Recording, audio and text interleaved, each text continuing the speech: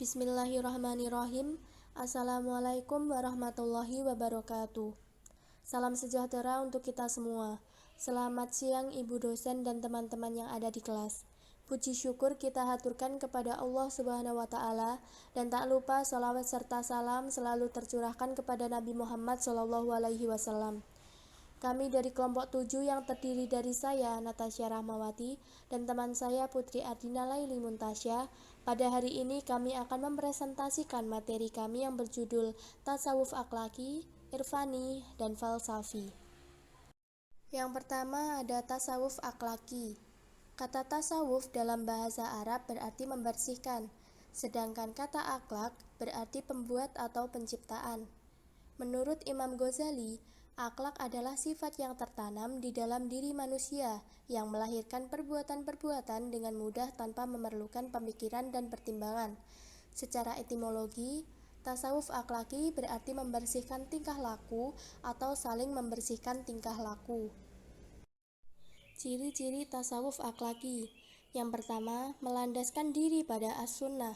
Yang kedua, kesinambungan antara hakikat dengan syariat. Yang ketiga, bersifat mengajarkan dualisme dalam hubungan antara manusia dengan Tuhannya. Yang keempat, terkonsentrasi pada soal pembinaan, pendidikan, akhlak, dan pengobatan jiwa. Terdapat 3 tingkatan tasawuf akhlaki. Yang pertama ada takali. Takali adalah usaha untuk mengosongkan diri dari perilaku akhlak tercela. Yang kedua ada tahalli. Tahalli adalah upaya untuk membiasakan diri dengan sikap, perilaku, dan akhlak terpuji. Yang ketiga ada tajalli. Tajalli adalah tahap pensucian jiwa dengan jalan cinta kepada Allah Subhanahu wa Ta'ala. Tokoh-tokoh tasawuf akhlaki dan ajarannya. Yang pertama ada Hasan al-Basri, 21 Hijriah sampai 110 Hijriah. Nama lengkapnya yaitu Abu Sa'id al-Hasan bin Yasar. Lahir di Madinah pada tahun 21 Hijriah. Ajarannya yaitu ilmu-ilmu kebatinan dan kesucian jiwa. Beliau berpendapat bahwa dunia adalah ladang beramal. Banyak duka cita di dunia dapat memperteguh amal soleh. Yang kedua ada Al-Muhasibi, 165 Hijriah sampai 243 Hijriah. Nama lengkapnya yaitu Abu Abdillah Al-Haris bin Asad Al-Basri Al-Baghdadi Al-Muhasibi. Lahir di Basrah, Irak pada tahun 165 Hijriah. Ajarannya yaitu bertakwa kepada Allah Subhanahu wa Ta'ala, menjalankan kewajiban sebagai seorang hamba dan meneladani akhlak Rasulullah SAW. Beliau berpendapat bahwa terdapat 3 hal yang perlu ditekankan untuk membersihkan jiwa dan mencapai keselamatan, yaitu melalui makrifat atau mengenal Allah, khauf atau rasa takut, dan raja atau pengharapan. Yang ketiga ada Al-Qushairi, 376 Hijriah sampai 465 Hijriah. Nama lengkapnya yaitu Abdul Karim bin Hawazim. Lahir di kawasan Nisapur pada tahun 376 Hijriah. Ajarannya yaitu tasawuf didasarkan pada doktrin Ahlus Sunnah wal Jamaah dan berlandaskan ketauhidan. Beliau berpendapat bahwa tidak haram jika seseorang menikmati kesenangan dunia, asalkan tetap berpegang teguh kepada Al-Quran dan As-Sunnah. Yang keempat ada Al-Ghazali, 450 Hijriah sampai 505 Hijriah. Nama lengkapnya yaitu Muhammad ibnu Ahmad Al-Tusi, lahir di kota Khurasan, Iran pada tahun 450 Hijriah. Ajarannya yaitu tasawuf yang sesuai syariat agama dan bersih dari aliran-aliran asing yang menyesatkan Islam dengan berpedoman pada Al-Quran dan As-Sunnah. Beliau berpendapat bahwa seseorang dianjurkan memperdalam ilmu akidah dan syariat terlebih dahulu sebelum mempelajari ketasawufan. Selanjutnya macam-macam makomat dan ahwal. Yang pertama ada makomat. Makomat artinya tempat orang berdiri atau pangkal yang mulia. Macam-macam makomat. Yang pertama zuhud. Zuhud yaitu tidak mementingkan hal yang bersifat keduniaan. Yang kedua at-taubat.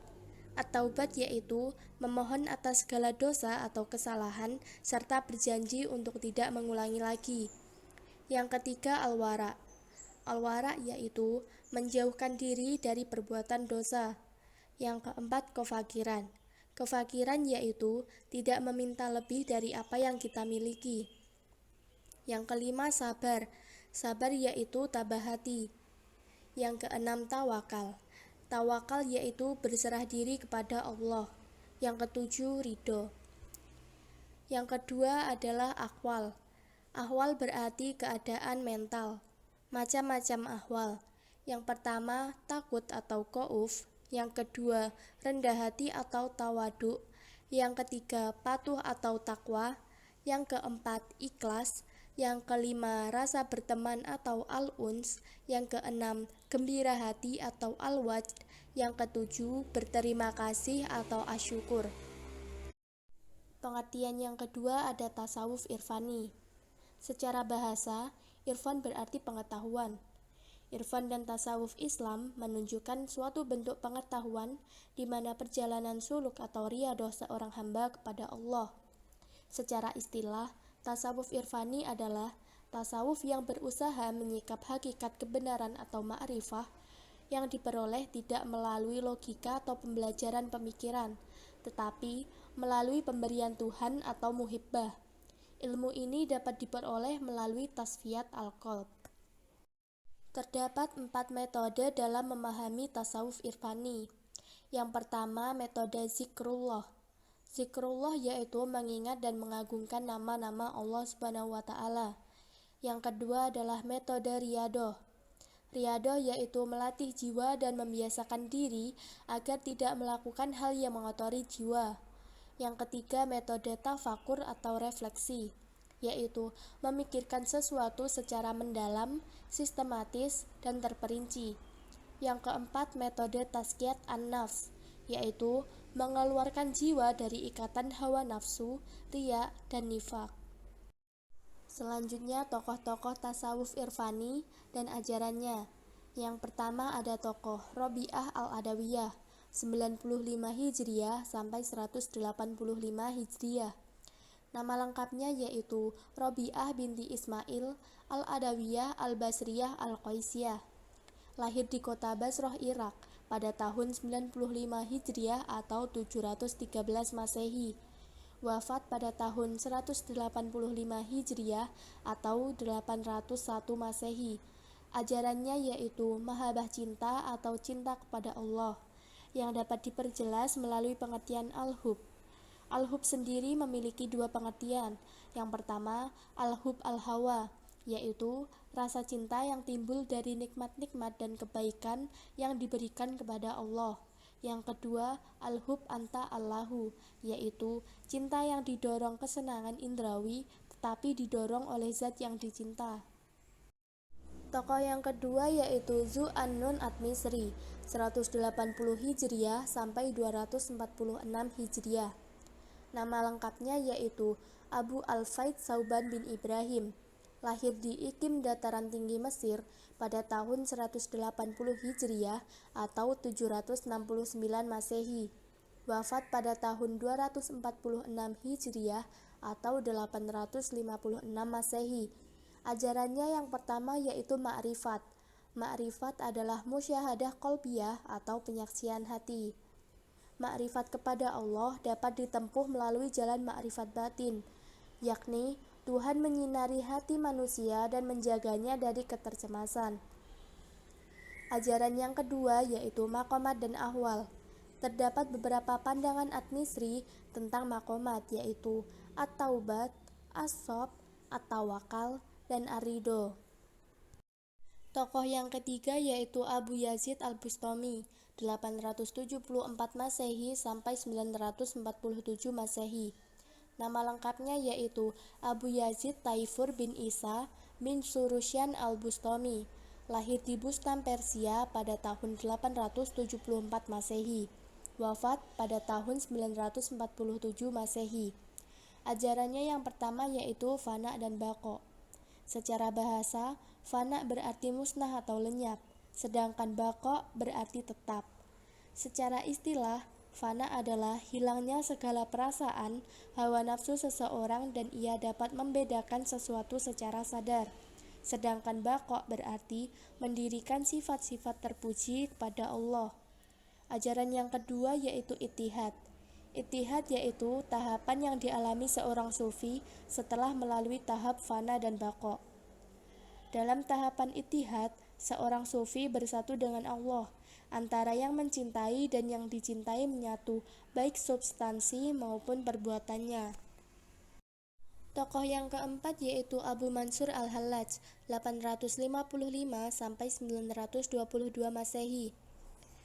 Nama lengkapnya yaitu Abu Al-Mansur Al-Husain bin Mansur bin Muhammad Al-Bardawi. Lahir di Baida, Persia pada tahun 244 Hijriah atau 855 Masehi. Wafat pada tahun 922 Masehi. Ajarannya yaitu hulul dan wahdat asyuhud, yang kemudian melahirkan paham wihdat al-wujud atau kesatuan wujud. Secara bahasa, hulul berarti menempati suatu tempat. Sedangkan secara istilah, hulul berarti paham yang mengatakan bahwa Tuhan memilih tubuh-tubuh manusia tertentu untuk mengambil tempat di dalamnya setelah sifat-sifat kemanusiaan yang ada dalam tubuh itu telah dilenyapkan. Pengertian yang ketiga ada tasawuf falsafi. Tasawuf falsafi adalah tasawuf yang kental dengan filsafat.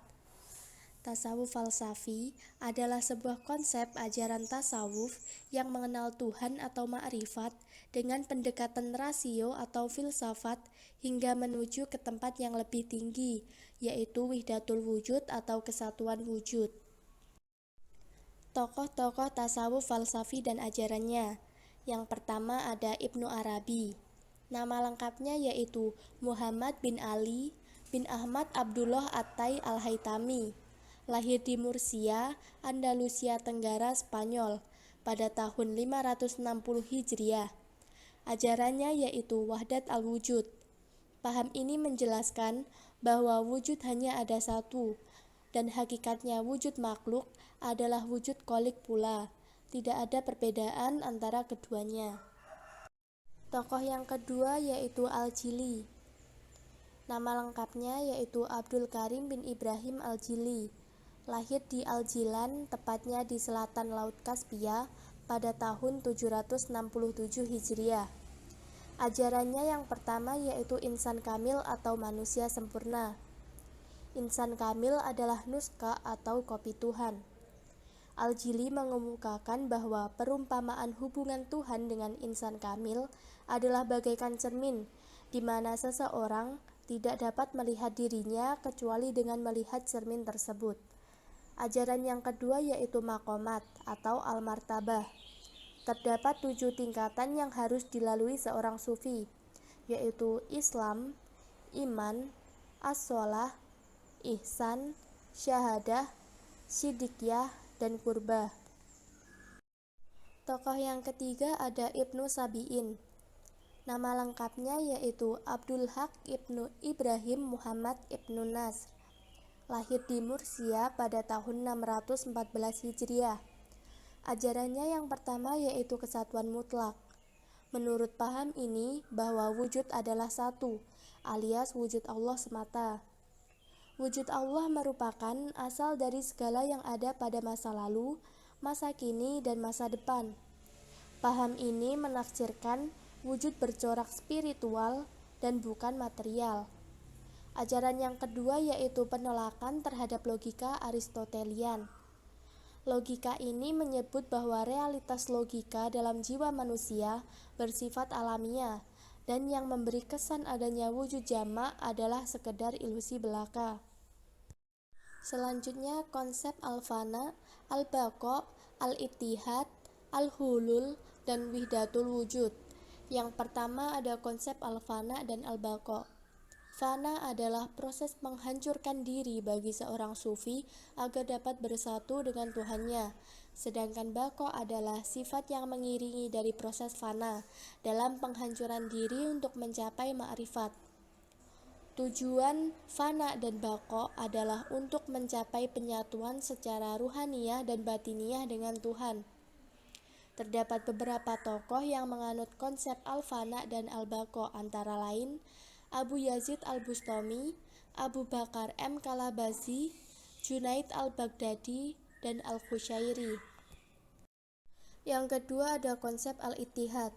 Ittihad adalah kondisi penyatuan hamba dengan Tuhannya setelah melalui peniadaan diri, penyaksian, penemuan zat dengan rasa kenikmatan yang luar biasa. Tujuan ittihad yakni untuk mencapai penyatuan secara ruhaniyah dan batiniah dengan Tuhan melalui fana dan baqo. Tokoh yang menganut konsep al-ittihad yaitu Abu Yazid al-Bustami. Yang ketiga ada konsep al-hulul. Hulul adalah penyatuan hamba dengan Tuhannya setelah zatnya melebur ke dalam tubuh hambanya. Tujuan hulul yakni untuk mencapai persatuan secara batin dengan Tuhan. Tokoh yang menganut konsep al-hulul yaitu Husain bin Mansur al-Hallaj. Yang keempat ada konsep wihdatul wujud. Wihdatul wujud yaitu kesatuan dari dua wujud yang berbeda, yaitu wujud pencipta atau Tuhan yakni al-Khaliq dan wujud ciptaan atau hamba yakni makhluk. Tujuan wihdatul wujud yaitu untuk mencapai kesatuan antara manusia dengan Tuhan. Tokoh yang menganut konsep wihdatul wujud yaitu Muhammad al-Din Ibnu Arabi. Sekian presentasi dari kelompok kami terkait materi tasawuf akhlaki, irfani, dan falsafi. Apabila teman-teman ingin menyampaikan argumen, pertanyaan, maupun sanggahan dapat ditulis melalui sesi diskusi pada Google Classroom. Terima kasih atas perhatiannya teman-teman semua, dan mohon maaf apabila terdapat kesalahan. Akhirul kalam, wassalamualaikum warahmatullahi wabarakatuh.